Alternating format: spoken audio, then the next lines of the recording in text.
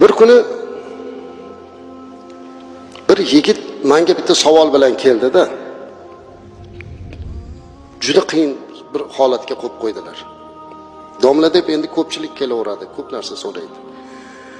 Domla dedilarki, mani bolamni boshida bir o'sma paydo bo'lib qoldi.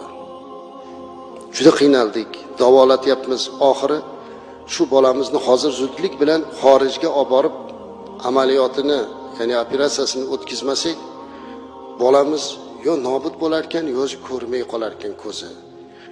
Shunga yordam bering dedi. Yoki bo'lmasa bir narsaga fatvo bering dedi.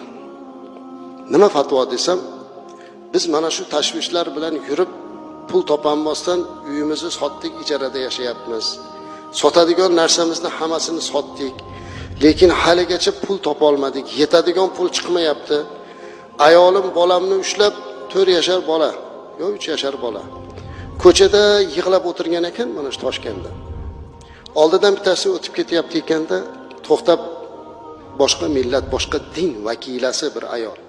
Nima bo'ldi desa, shunaqa qiynalib qoldik bolamiz degan ekan. Biz senga pul beramiz dedi. Qancha pul kerak bo'lsa biz beramiz, yur. Ayol ham ziyrak ayol ekan, uni missioner deb qo'rqqanda aytganki, "Yo, sizniki kerak emas, nima farqi bor?" debdi u ayol.